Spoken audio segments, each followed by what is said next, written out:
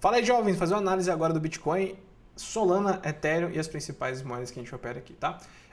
Hoje, né, o Bitcoin, hoje não, né? Durante essa semana que passou, o Bitcoin trabalhou aqui naquela região de base que a gente tinha formado e agora a gente está trabalhando em outra região de importância, né? Que é entre o 80 até o 85. Nesse momento formou aquela base de preço e a gente está tendo a movimentação no mercado agora sem volume, né? Movimentando aqui com baixíssimo volume negociado. Muito pelo contrário de que quando começou essa venda aqui de uma forma um pouco mais agressiva. Né?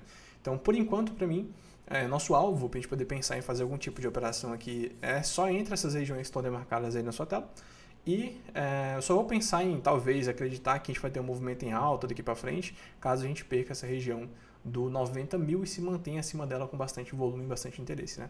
Se você reparar a movimentação que aconteceu, a gente teve bastante ordem de liquidação quando aconteceu aquela queda gigantesca e agora a gente não está tendo liquidez a mercado, não tem demanda a mercado para poder causar um deslocamento aqui de forma um pouco mais saudável. Né? Então, por enquanto, eu ainda não acredito num pumping gigantesco do mercado. Talvez seja próximo, mas eu não acho que seja por agora. Para que isso aconteça, a gente tem que ter uma informação muito boa. E nessa semana a gente vai ter uma atualização sobre a taxa de juros do mercado americano. Então, a gente pode ter alguma coisa para poder melhorar e deixar o mercado um pouco mais otimista em relação a tudo isso aqui. Bruno, você acha que é fundo? Acho que é a pergunta que eu mais recebi essa semana. Você acha que a gente chegou ao fundo do Bitcoin? Não dá para cravar ainda, né? Mas a gente começou agora a ter alguns indícios aqui de possível fundo, ao contrário do que estava acontecendo antes, naquela queda que eu estava comentando com vocês. Né? Então, agora nesse momento, por exemplo, nós temos um fundo cravado com bastante volume e a gente fez um movimento de queda com um fundo com menos volume do que antes. Então, isso aqui já começa a mostrar que a queda foi por falta de demanda e se caso acontecer um aumento da demanda nessa região específica, a gente pode ter uma movimentação um pouco maior. Quem sabe daqui a gente começar a formar uma nova base e daí a gente começar a retomar o movimento do mercado. Tá? O que eu estou observando agora, pensando no movimento geral aqui, né? Deixa eu pegar aqui. Movimento geral, a gente acabou de formar um fundo, como eu comentei, e a gente tem essa região aqui agora como um ponto de trava importante, no 89. Então, se você estiver pensando em fazer algum tipo de operação de compra no Bitcoin, saiba que se você comprar por agora, você está um pouquinho distante ainda da nossa região de alvo, porém você também está um pouco distante da região de stop. Então, fica um pouco caro você fazer uma operação de compra aqui agora, por exemplo, tentando carregar uma posição. Né? Para que isso aconteça, para que compense fazer isso, a gente teria que ter uma movimentação pelo menos de volta até 95 mil. Pontos positivos. Né? Se a gente olhar agora o mapa de liquidação no BTC, a gente tem muita posição a ser liquidada aqui na região do 87. A 87 aqui é extremamente absurdo, a quantidade vai até 87,100, mais ou menos, essa região aqui. Né? E depois disso a gente teria alguma região com bastante ordem para ser liquidada ali por volta do 91. Né? Então esse 91,200 aqui seria um alvo importante. Se ele perdesse, a gente teria uma região ali no 81,300. Então a gente está trabalhando exatamente no meio de campo, né, como eu estava mostrando para vocês agora, e a gente tem uma liquidação aqui a mercado. Então essa movimentação de liquidação pode acelerar o preço, fazendo ele saltar ali por volta até os 90 mil. Então se isso acontecer, a gente teria basicamente só uma movimentação igual está marcado aqui na minha análise. Tá? Então, assim, se você entrar aqui agora, saiba que o ideal seria entrar, fazer uma saída parcial e daqui tentar continuar a movimentação no mercado. Nesses casos assim, normalmente eu fico de fora, né? Eu tenho uma operação aberta do Bitcoin, mas eu abri antes com stop relacionado a outras coisas e eu vou tentar surfar a movimentação até aqui. Né? Mas para executar nesse momento, talvez eu não faria.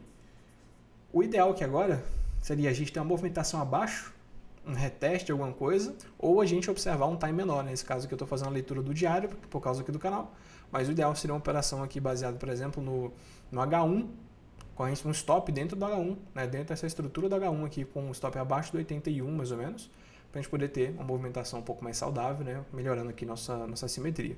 Se a gente observar também no H1, nós temos aqui a movimentação de aumento bastante forte nessa região aqui, com esse ponto em específico, e foi onde ele fez um teste. Então isso aqui foi um teste de demanda, o mercado respeitou isso e continuou a movimentação mostrando que tinha demanda, e agora a gente só precisa perder essa faixa do 84,900. Se perder isso aqui, a gente pode ter uma movimentação, como eu comentei. Então um stopzinho um pouquinho mais curto seria o ideal, mas né, tenha ciência do risco que você está tomando aqui nessa posição.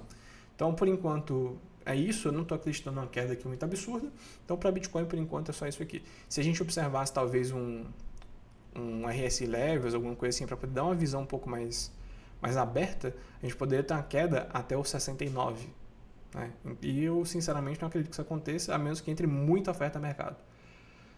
Então, É isso. Agora, olhando o Ethereum, deixa eu ir direto para o Ethereum aqui, que foi o que mais perguntaram também essa semana, lá no Instagram. Se você não é inscrito no Instagram, se inscreva, tá? Se inscreva, me siga lá, tá? O Ethereum, a gente está trabalhando exatamente da mesma forma que estava antes, formando aquela base de preço lá importante pra caramba, e agora está começando a tomar retomada com falta de oferta, né? As pessoas pararam de vender. E isso não é um bom sinal. Porque a falta, né, como eu comentei aqui no Bitcoin, a falta basicamente acontece o quê? A gente tem ali uma posição que o mercado vem... caramba, o tempo tá errado, segundo. A gente tem ali uma posição onde o mercado vem, trabalha em cima dessa região e qualquer compra que aconteça desloque. Né? Só que justamente pelo fato de não ser muita demanda, qualquer oferta também que entra no mercado continua derrubando, igual aconteceu aqui nos movimentos passados. Né? De dar um pico, corrigir, dar um pico, corrigir, um pico, corrigir. E isso aqui acaba se tornando um negócio meio complicado para a gente poder fazer algum tipo de operação. Então cuidado na hora que você for fazer uma operação em Ethereum, sinceramente eu vou ficar de fora em posições para Ethereum. O máximo que eu pensaria em Ethereum nesse momento, se eu tivesse a fim de operar e confiante na movimentação, seria começar a abrir algum tipo de long aqui, pensando em fazer um position, né? Comprando aqui, depois comprar quando ele caísse abaixo ali do 1.400, depois fazer outra compra abaixo dos 1.000, para que meu preço médio fique mais ou menos nessa faixa de preço aqui, para poder continuar a movimentação, certo? Então, isso deixa um pouco preocupante aqui a nossa leitura geral, né? Porque, porra, se o Ethereum perde essa faixa de preço aqui dos 1.000, 1.200 mais ou menos, a gente não tem tanta referência assim. E aí o único ponto que a gente teria como base de preço seria abaixo dos 1.000, né? E aí complica. Porém, caso aconteça uma movimentação um pouco mais acentuada do Ethereum, a gente poderia ter uma simetria absurdamente boa, né?